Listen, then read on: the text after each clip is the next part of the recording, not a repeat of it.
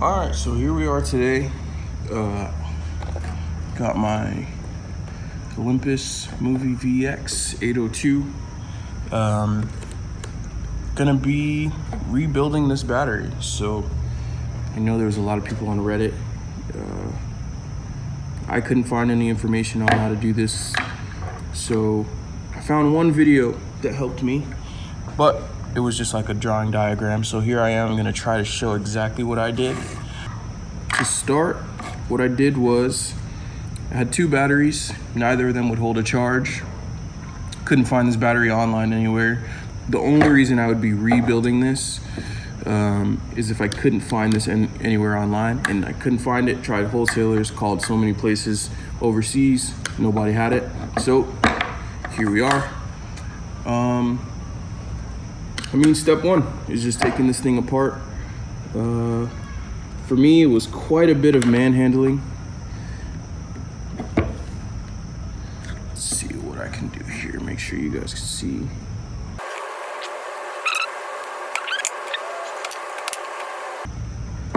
So my reason for not really caring too much about these, it doesn't work anyway. So if I break it, I'm not really losing anything. Okay, there we go.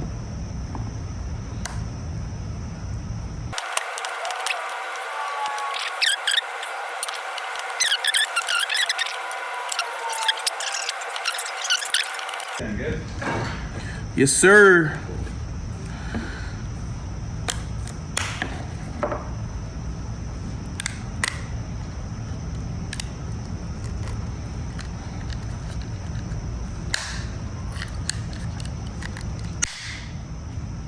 Cool. So that's what it looked like inside. Whoa. I'm actually going to try and keep that together.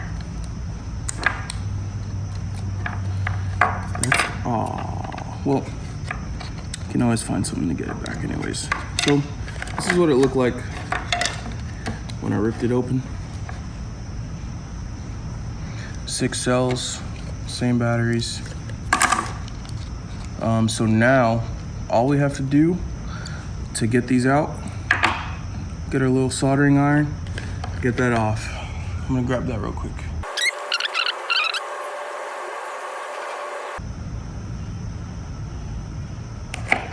And there you go.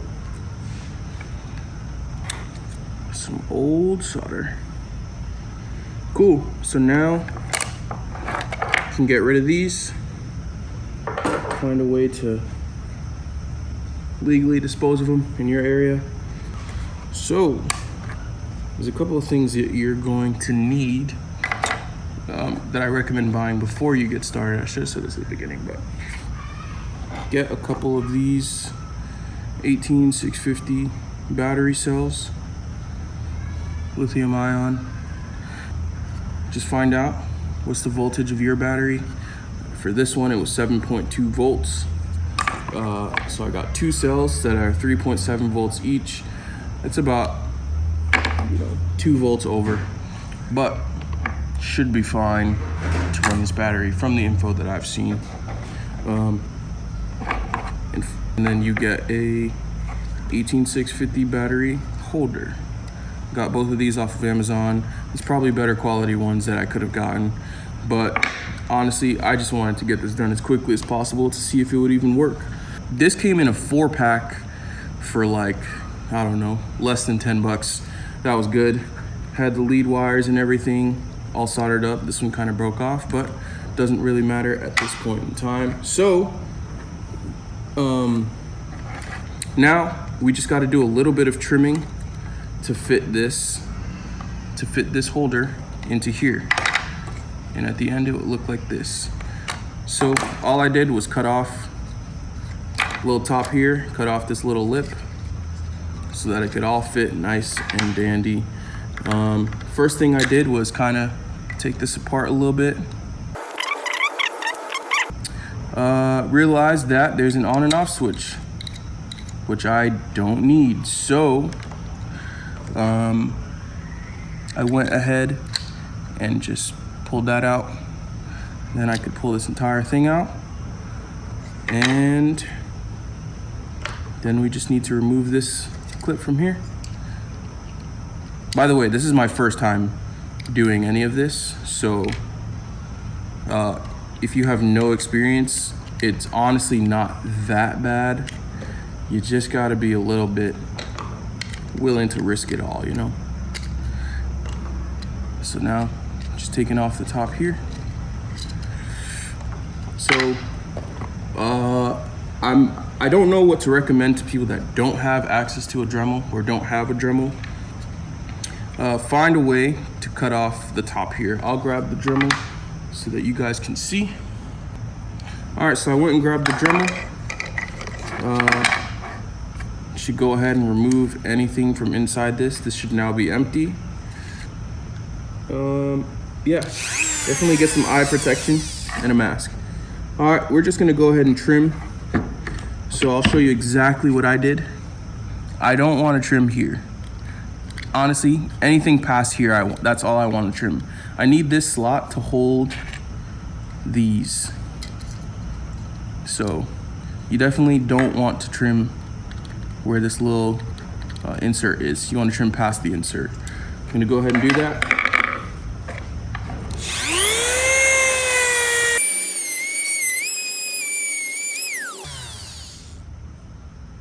So when you're done with the top, it should look like this. I'm gonna go ahead and trim off this lip. We're not gonna be using the holder. Take the Dremel again with a different tip on it. This is just sandpaper. Turn the speed a little bit. Now we'll just go around, clean up this.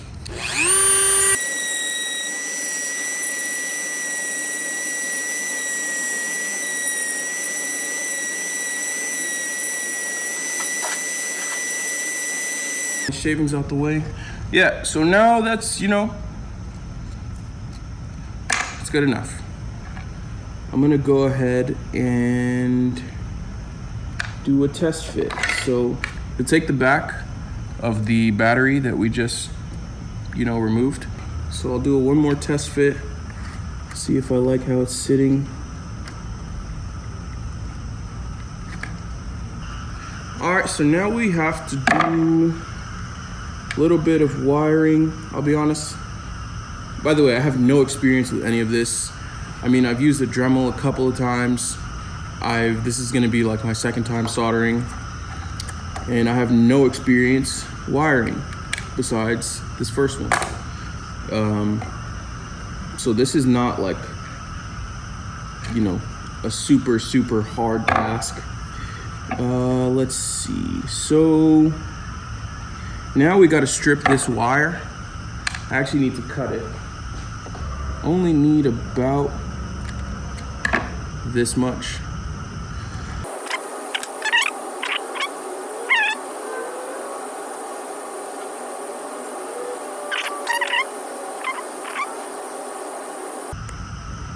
Cool.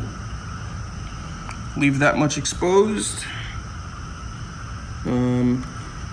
We are gonna glue this down here. You could use JB Weld. I don't have any JB Weld right now, so I'm not going to. But before I glue this down, I'm gonna go ahead and solder this to the battery. Sorry, make sure I'm recording. Solder this to the battery. So then all we had to do, we'll take some solder.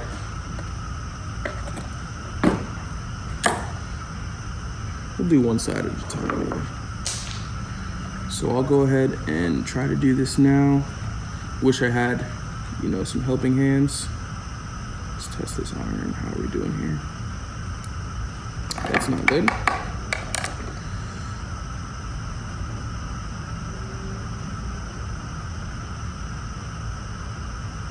Okay.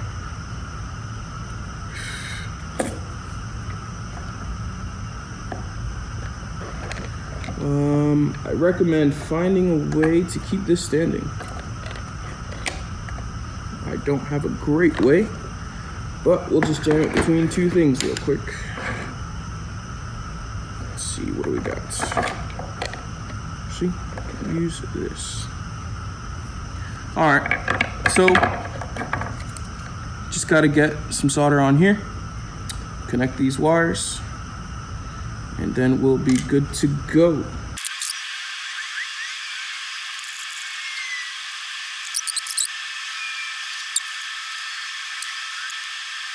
All right, so now got that connected. Wow, that took me 8 minutes to do one. So we'll go ahead and remove this side. Just touch it here, should fall off.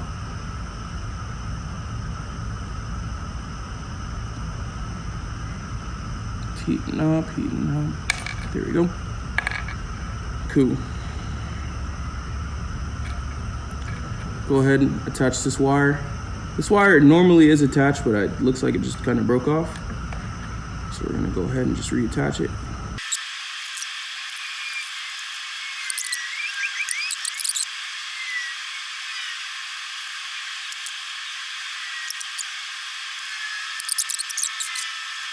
Cool. All right. So now we got this wired up. Next, this is the part that takes the longest.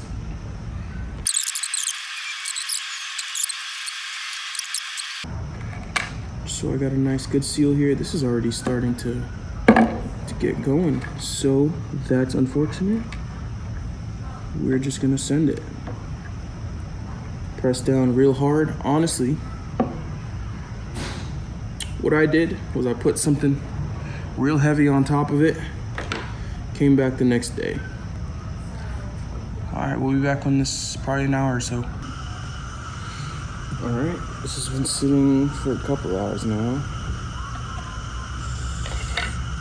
Try to move it a little bit. Are you gonna try those?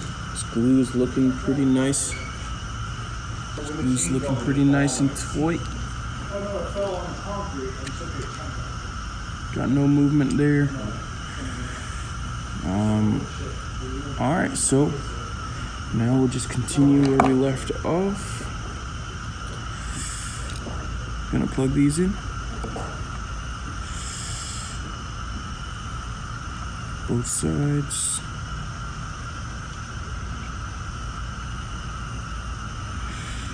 Q. Then gonna put this side in. Put this side in. This, nope, just like this. What I did on the other one, put a little bit of super glue here. This was sitting just a little bit too low. So, oh, we might not have that problem on this one.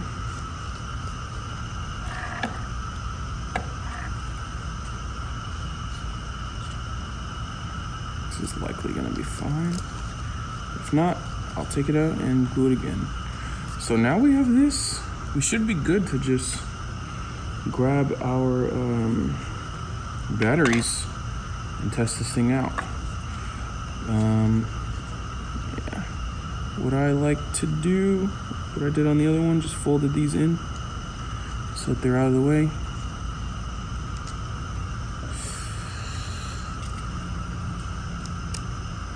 You didn't see that? Yeah. Oh. And for the other one, I trimmed out the top so that it could close, but I don't even think I'm gonna end up using it closed. I'll go grab the camera and battery and everything so I can show you guys. All right, so here we go to test this. Just can't reiterate enough. Make sure that the positive side of your battery is matching up with the positive side of your battery case. Very important. And negative is matching up with negative. So let's go ahead, plug this thing in.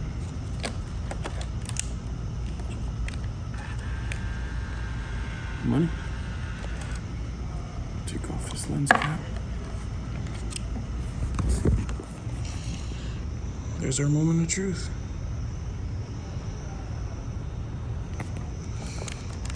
Put this on camera mode.